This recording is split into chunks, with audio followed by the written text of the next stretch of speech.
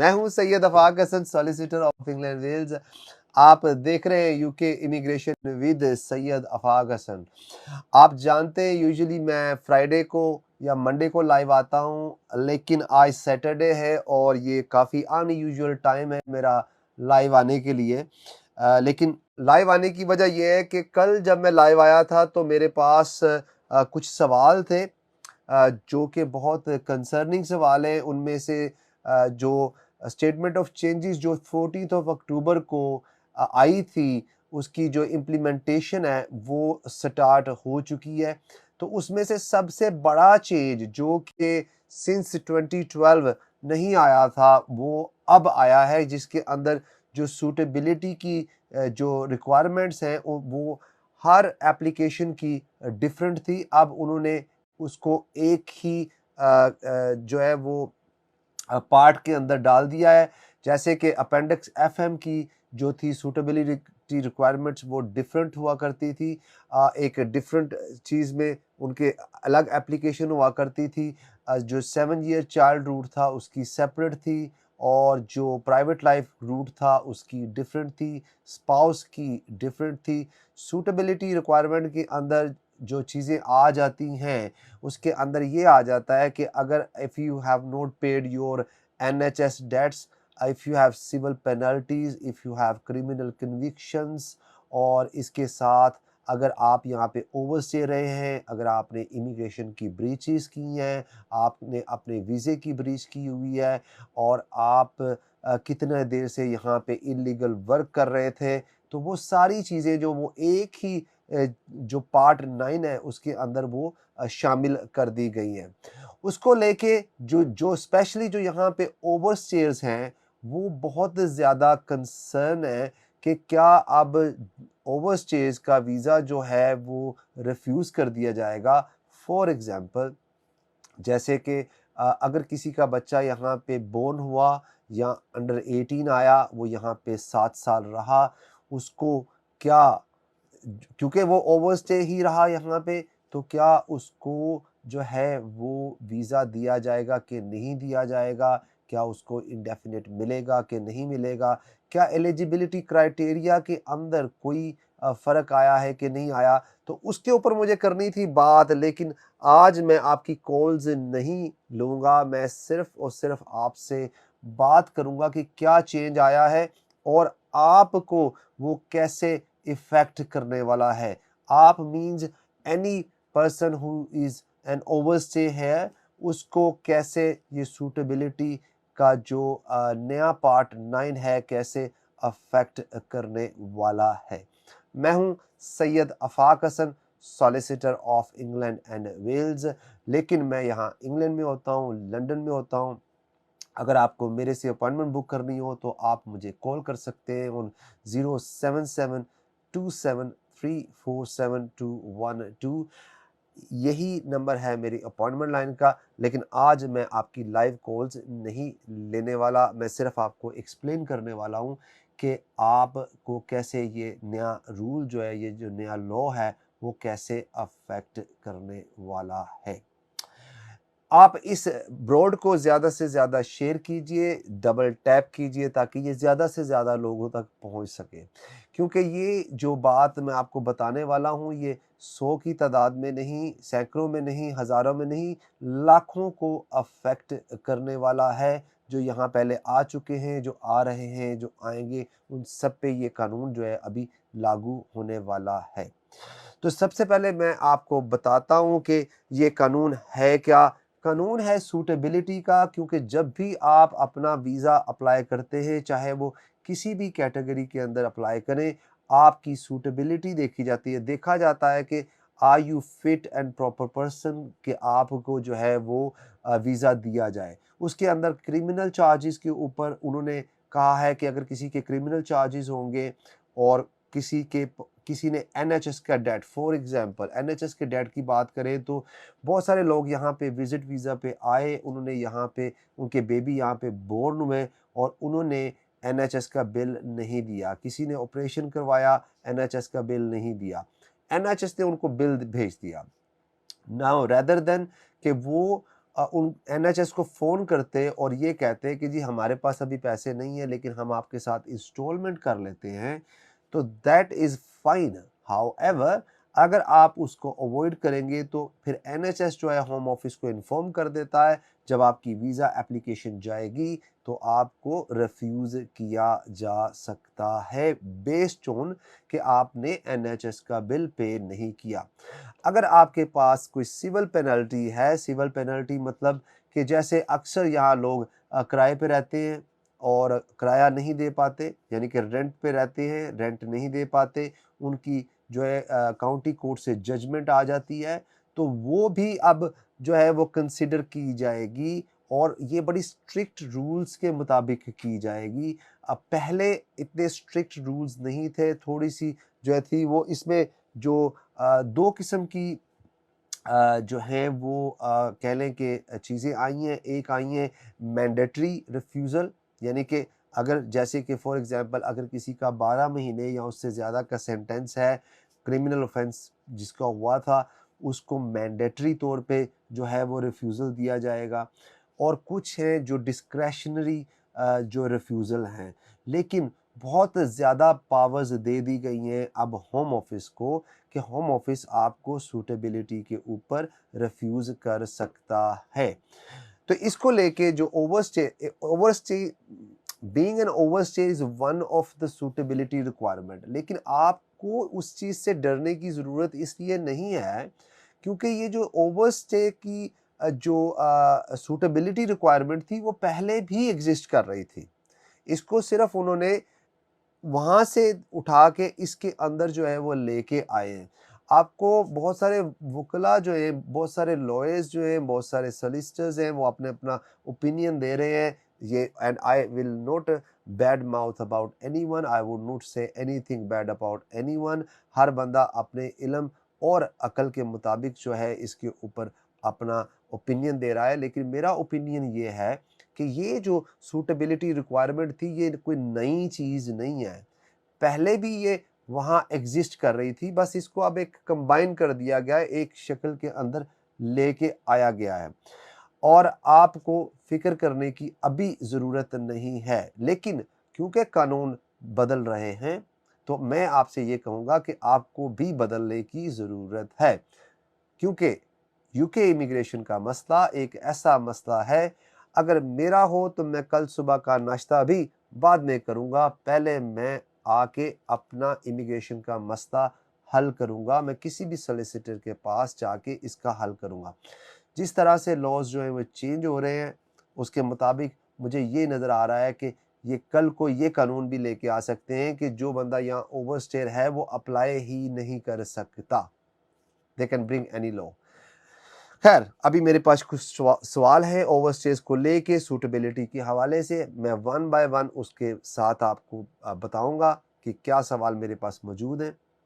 लेकिन जितने भी यहाँ पे ओवरस्टेज हैं उनको अभी फ़िलहाल घबराने की ज़रूरत नहीं है। मैं हूँ Syed Afaq Hasan, solicitor of England Wales. आप देख रहे हैं UK immigration with Syed Afaq Hasan.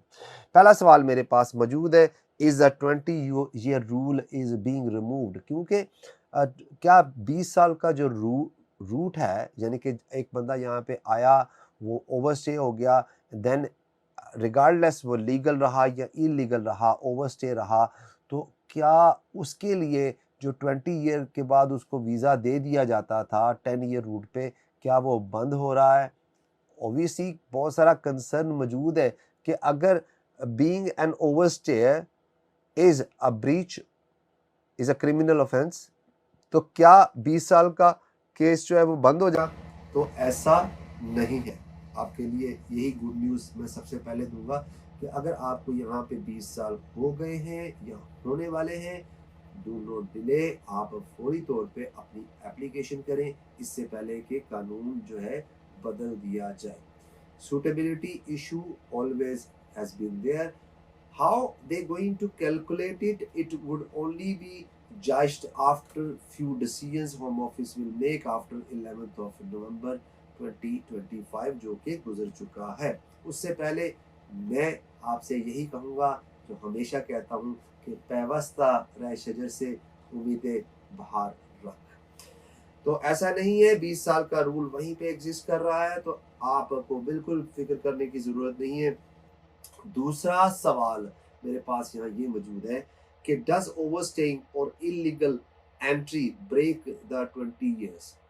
क्या अगर कोई बंदा यहाँ पे ओवरस्टे हो गया है या 20 या इलीगल एंटर हुआ है, तो वो जो 20 ईयर का रूल है वो इफेक्ट करने वाला तो नहीं, ऐसा कोई मसला नहीं है। वो they can still apply for their 20 year route visa, ऐसा कुछ नहीं है। नंबर 3 पे मेरे पास क्वेश्चन यहाँ मौजूद है, सवाल यहाँ मौजूद है, what is changing from 11 November 2025?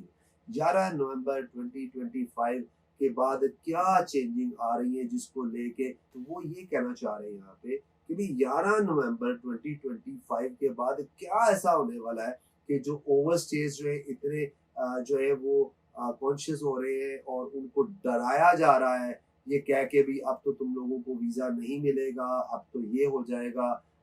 ऐसा नहीं है। Let me explain you the changing. मैंने आपको पहले बता दिया कि 20 ईयर का रूट वहीं एग्जिस्ट कर रहा है, उसमें कोई फर्क नहीं आएगा। जो हम अब बात करते हैं चेंज क्या आया। So the change after 11 November 2025, आप लोगों को याद होगा 14 अक्टूबर 2025 को एक स्टेटमेंट ऑफ चेंजेस जो थी वो इशू किया गया था, HC1333 आई बिलीव। और उसके अंदर बहुत सारी चेंजिंग जो है बताई गई थी, कुछ इम्प्लीमेंट होनी थी 4 नवंबर से, कुछ 11 नवंबर से और कुछ ऐसे जनवरी 2026 से। तो वो हम बाद में बात करेंगे वो क्या क्या चेंजिंग है, लेकिन इस वक्त पे हम बात करते हैं कि सूटेबिलिटी के हवाले से क्या चेंजिंग है। The 20 year rule itself is not changing. तो मैंने आपको ऑलरेडी बता दिया है कि ये रूल जो है by itself is not changing. What is changing is how the home office assess suitability and refusal. वो आपकी सूटेबिलिटी और रिफ्यूजल को कैसे असेस करेगा, जिसका मैंने आपको प्रायर एग्जांपल दिया, अभी थोड़ी देर पहले एग्जांपल दिया है। वो देखेगा क्या क्या आपके ऊपर एनएचएस के डेट है, क्या आपकी क्रिमिनल कन्विक्शंस हैं, क्या आपके ऊपर कोई सिविल पेनल्टीज है, क्या आपने जो इमिग्रेशन की ब्रीच की है क्या नहीं की। तो वो सबको देखेगा। पहले वो इतना ज्यादा सख्त क्राइटेरिया नहीं था, लेकिन अब उसको थोड़ा सा सख्त कर दिया गया है, यानी कि वो आपकी बाकी चीजों को भी देखेंगे, इवन कि आपकी सिविल पेनल्टीज को भी देखा जाएगा। तो बी वेरी केयरफुल। अगर आप लोगों के ऊपर कोई काउंटी कोर्ट जजमेंट है, अगर आपका कोई एनएचएस का डेट है, तो make sure you deal with it before you apply for your 20 year route. तो ये है सबसे बड़ा चेंज जो आया है।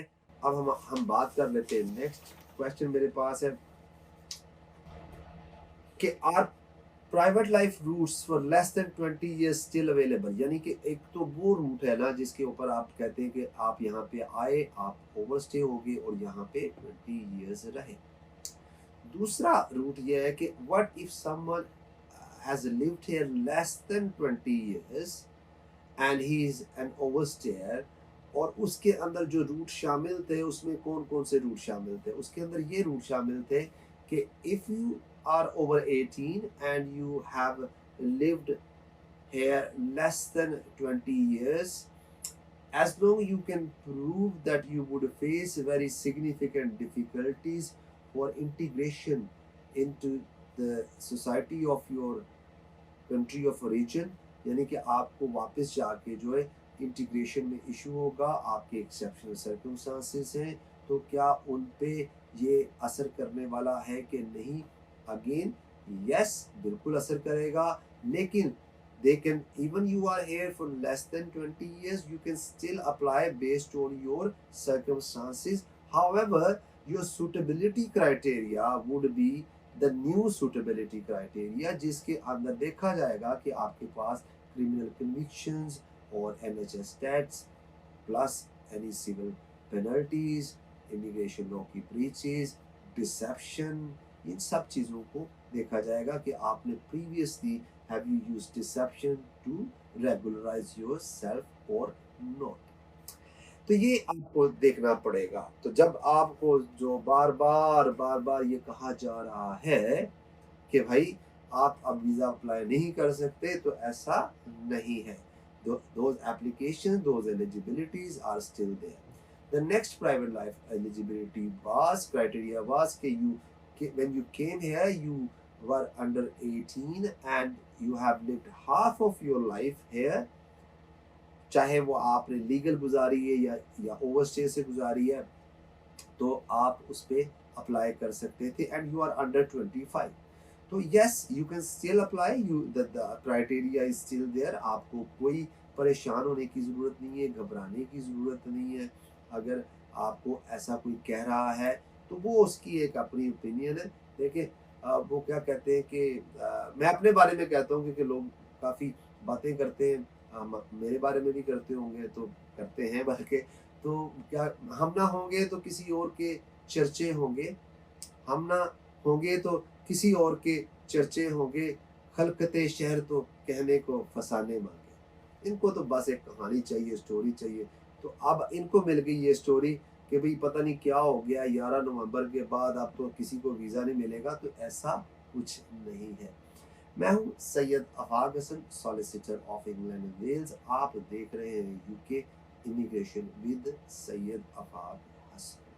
अब नेक्स्ट आपको बता देते हैं कि अगला सवाल मेरे पास क्या है कि can overstays under 20 years still succeed in their application. कि अगर कोई बंदा यहाँ पे लेस देन 20 ईयर्स की बात कर रहा हूँ, कि वन जो है वो प्राइवेट लाइफ में आता है 20 ईयर्स, एक आता है लेस देन 20 ईयर्स। तो वो अगर लेस देन 20 ईयर अपनी एप्लीकेशन करेगा, तो क्या वो सक्सीड हो सकता है, यानी कि क्या उसकी एप्लीकेशन जो है सक्सेसफुल हो सकती है कि नहीं हो सकती। तो जी बिल्कुल यस, आंसर इज यस, वो हो सकती है। Many will succeed, especially those with British children, long term UK resident children, medical issues or strong human rights grounds। जो मैं अभी आपको थोड़ी देर पहले कह रहा था, क्या कह रहा था कि व्यवस्था रैशदर से उम्मीदें बाहर पर। तो ऐसा नहीं है कि आप लोग ये सोचें कि जी अब नया सूटेबिलिटी क्राइटेरिया आ गया है तो अब आपको वीज़ा नहीं मिलेगा। You can still succeed here with your application even you are here for less than 20 years. तो प्लीज़ इसको जो भी आपके बारे में बताया जा रहा है, जो अफवाहें आ रही हैं, उनको आप इग्नोर कर दें। अगले सवाल की तरफ, how does part suitability affect overstays. Actual में ये ओवरस्टेज को कैसे इफेक्ट करने वाला है। हमने ये बात क्लियर कर ली है कि चाहे वो प्राइवेट लाइफ का रूट है, 20 ईयर्स का रूट है, लेस देन 20 ईयर का रूट है, हाफ ऑफ द एज का रूल है, still there, you are still eligible. ठीक है, अब हम बात कर लेते हैं कि ये ओवरस्टेज, क्योंकि वो हो गई ओवरस्टेज ना जिनकी मैं बात कर रहा हूँ प्राइवेट लाइफ के ऊपर। तो part suitability allows the Home Office to refuse applicants based on their immigration history. Even though overstaying still counts towards private life routes, the Home Office can refuse it if the breach is serious or repeated. जैसे कि मैंने आपको कल बताया था कि भाई even though कि जो आपका ओवरस्टेइंग है यहाँ पे वो प्राइवेट लाइफ में काउंट होगा, लेकिन home office can still refuse it. Now जब मैं ये बात कह रहा हूँ, तो अब आप थोड़ा सा मेरी अगली बात की तरफ जाएं जो मैंने पहले कही है।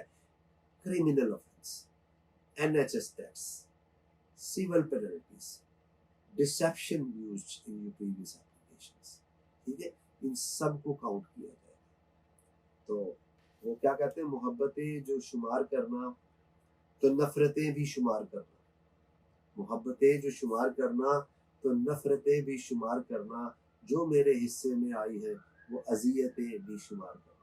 नौशी गिलानी साहिबा का शेर है, मेरा बड़ा फेवरेट है, इसलिए आपको सुना दिया। तो जब ये आपकी जब सूटेबिलिटी क्राइटेरिया जब किया जाएगा, तो उसके अंदर सब कुछ काउंट किया जाएगा। उसके अंदर आपका काउंट किया जाएगा कितनी देर आप यहाँ पे ओवरस्टे रहे हो, कितनी देर आपका कोई क्रिमिनल ऑफेंस है, अगर है तो कितना सीरियस है, डेट्स है नहीं है। So let's move to the next question. इस paragraph 39E exceptions for overstays still available। अब पैराग्राफ 39E के ऊपर हम फिर कभी बात करेंगे, जो मैं कहता हूं कि किसने तोड़ा दिल हमारा, ये कहानी फिर सही। तो हम 39E के ऊपर, क्योंकि ये बाय इटसेल्फ एक बहुत बड़ा टॉपिक है, तो हम उसके ऊपर बात करें। 39E एक्सेप्शन जो है वो दी जाती थी उन लोगों के लिए जिनका जो ओवरस्टे हो जाते थे किसी मजबूरी की वजह से, और वो कम देर के लिए ओवरस्टे होते थे। तो क्या वो स्टिल अवेलेबल है? आंसर इज यस, वो स्टिल वहीं पे एग्जिस्ट कर रही है। अब चले जाते हैं हम उससे नेक्स्ट क्वेश्चन पे। जो सवाल मेरे पे कह लें $1 मिलियन का सवाल है, what should overstayers know about applying after 11 November 2025। अब ओवरस्टेयर्स जितने भी हैं उनको क्या जानना ज़रूरी है 11 नवंबर 2025 के बाद अगर आप अपनी वीज़ा एप्लीकेशन कर रहे हैं तो। applicants are still applications are still available, but suitability checks are stricter. Applicants must prepare stronger evidence, explain their immigration history clearly, and show compelling human rights reasons. अच्छा, जैसा कि मैंने आपको पहले कहा है कि देखिए आप स्टिल अपनी एप्लीकेशंस कर सकते हैं, कोई इशू नहीं है, कोई प्रॉब्लम नहीं है, लेकिन आपको थोड़ा सा अब ज़्यादा एक्सप्लेन करना पड़ेगा कि आप यहाँ पे आए। फॉर एग्जाम्पल जी, एक बंदा यहाँ पे स्टूडेंट वीज़े पे आया, उसने एक कॉलेज में एडमिशन लिया, उसके बाद वो कॉलेज ब्लैक लिस्ट हो गया, उसने दूसरे कॉलेज में एडमिशन लिया, वो भी ब्लैक लिस्ट हो गया, उसने तीसरे में लिया, वो भी ब्लैक लिस्ट हो गया, लेकिन किसी भी कॉलेज ने उसकी फ़ीस वापस नहीं की। वो जो फ़ीसें उसने पे की हैं, उसके पास तो पैसे नहीं है कि वो वापस जा सके, तो वो यहाँ पे ओवरस्टे हो गया। And since that time he is been trying to regularise him और herself, and he or she couldn't due to XYZ reason. So that is your immigration history. Now let's get back to the criminal checks. क्या उसने कोई criminal offence किया? नहीं किया। क्या उसके ऊपर कोई NHS का डेट है? नहीं है।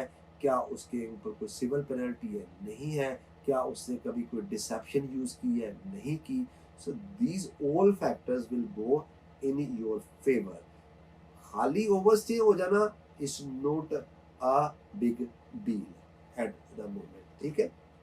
अच्छा, अब क्या हमें एज अ लॉयर जो हमारे पे रिस्पॉन्सिबिलिटी बनती है, क्या हमें आप लोगों को अब क्या बताना चाहिए? क्योंकि जब भी होम ऑफिस आपको रिफ्यूज करता है तो वो एक बात कहता है, get a legal advice. Really want to say this now कि जब भी मैंने देखा है ज़्यादातर लोग मिसलीड हुए हैं, मिसगाइड हुए हैं, उनको गलत मशवरा दिया गया है, जिसकी वजह से वो ओवरस्टे हो गए यहाँ पे, और उनका अपना फॉल्ट उसमें कम है। और जो कह लें कि ऐसे लोगों ने उनको लालच दिया है, ग्रीड किया है, जैसे कि एक EU की एप्लीकेशन है जी, आपको 18 महीने का वीज़ा मिल जाएगा, आप राइट टू वर्क मिल जाएगा। झूठ, फ्रॉड, ऐसा कुछ नहीं है। ऐसा कोई वीज़ा अवेलेबल नहीं है कि जी EU की एप्लीकेशन आप करेंगे तो आपको 18 महीने का वीज़ा मिल जाएगा। ऐसा कोई वीज़ा नहीं है, ठीक है। इसी तरह से कि जी अब आपका वीज़ा ख़त्म होने वाला है तो हम आपकी EU की एप्लीकेशन कर देते, आपका असाइलम अप्लाई कर देते। लोगों ने तो साथ बिठाए बंदे, साथ बिठा के उसने झूठ बुलवाया है कि हाँ जी मैंने असाइलम अप्लाई किया था, उसके बाद मेरा वर्क परमिट हो गया। बिल्कुल झूठ, क्योंकि you cannot switch your visa if you are on immigration bail. तो जब आप असाइलम अप्लाई करते हो तो आप इमिग्रेशन बेल पे चले जाते हो। लेकिन अगेन किसने तोड़ा दिल हमारा, ये कहानी फिर सही। अभी हम अपने टॉपिक पे स्टिक करते। मैं हूँ Syed Afaq Hasan, solicitor of England Wales, लेकिन मैं इंग्लैंड में होता हूँ, लंदन में होता हूँ। आपने मेरे से अपॉइंटमेंट बुक करनी है तो नंबर आप लिख लें 07727347212।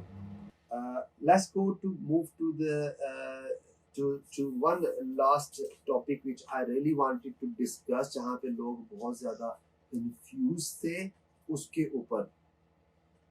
7 year child route, ये चेंजिंग जो है ये 7 year child route को कैसे अफेक्ट करने वाली है। मुझे बहुत सारी कॉल्स आई है, कॉल्स के अंदर यही आया कि जी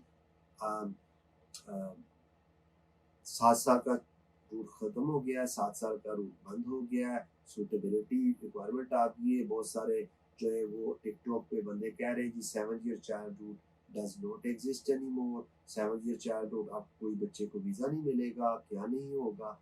ओके, सो रिलैक्स। पहले तो मैं आपको ये बता दूं कि 7 ईयर चाइल्डहुड बंद नहीं हुआ, it is still there. The eligibility criteria in private life is still there. आपका 7 साल का रूट बंद नहीं हुआ। मैं आपको बार बार ये बताना चाह रहा हूँ कि जो चीज़ें उन्होंने जो स्ट्रिक्ट किए उसके अंदर अगर आपके ऊपर कोई NHS का डेट है, अगर आपने डिसेप्शन यूज़ की है, अगर आपके ऊपर सिविल पेनल्टीज हैं, अगर आप के ऊपर कोई क्रिमिनल ऑफेंस है, तो रिफ्यूज़ल जो है अब 2 तरह से होंगे, 2 तरह से होंगे। नंबर 1 मैंडेटरी ग्राउंड्स के ऊपर होंगे कि अब एक बंदे को 12 महीने की कन्विक्शन हुई है तो उसको मैंडेटरी है, यानी कि उसके ऊपर ऐसा नहीं। और दूसरा डिस्क्रेशनरी है, ठीक है। डिस्क्रेशनरी मीन्स लाइक ये उसकी मर्जी है। तो let's talk about 7 year childhood. मैं जनरली अभी 7 साल की बात करना चाहता हूँ, लेकिन अभी मेरे पास काफ़ी सारे सवाल मौजूद हैं 7 साल के रूट को लेके। लेकिन मैं अब मंडे को जब आप लाइव आऊँगा तो मैं आपको मंडे को 7 साल के रूट के ऊपर जो है वह लाइव करेंगे हम, कि क्या वो चेंज। ये तो मैंने आपको बता दिया है कि 7 साल का रूट स्टिल एग्जिस्ट कर रहा है, अभी उसमें जो है बंद नहीं हुआ बच्चे के हवाले से। 7 साल का रूट क्या है, उसमें क्या चेंजिंग आई है, and I will talk about 7 year child route कि जो नई चेंजिंग आई है after 11th of November 2025, how it is going to affect a 7 year childhood and their parents, क्योंकि most of them आपको भी पता है कि उनके जो पेरेंट्स हैं वो यहाँ पे ओवरस्टेज हैं। तो अगर बच्चे को नहीं मिलेगा वीज़ा तो उनके पेरेंट्स को कैसे मिलेगा। लेकिन क्या बच्चे को बंद कर दिया है, क्या उसके पेरेंट्स को, तो वी विल कंटिन्यू दिस। तब तक आप अपना ख्याल रखिएगा। मैं हूँ Syed Afaq Hasan, solicitor of England and Wales. आप देख रहे हैं UK immigration with Syed Afaq Hasan. और अगर आप मेरे से कांटेक्ट करना चाहते हैं तो नंबर है 07727347212।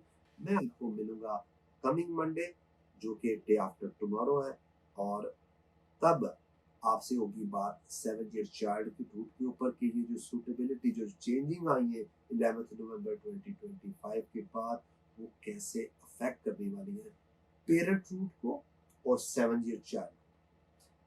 आप अपना बहुत सारा ख्याल रखिएगा। मैं मिलूंगा अब आपको नेक्स्ट लाइव पे। तब तक आपका और मेरा दोनों का अल्लाह निगहबान। वीकेंड है, जो दिल करता है करो, कोई प्रॉब्लम नहीं, मुझे तो कोई प्रॉब्लम नहीं है। हाँ, लेकिन जो मैं जाने से पहले हमेशा कहता होता हूँ, मस्जिद ढा दे, मंदिर ढा दे जो कुछ ढहदा। मस्जिद ढा दे, मंदिर ढा दे जो कुछ ढहदा। एक बंदे दा दिल ना ढावी, क्योंकि सोना रब दिलां विच रहिंदा। किसी का दिल नहीं दुखाना और जो दिल करता है करो। अल्लाह ने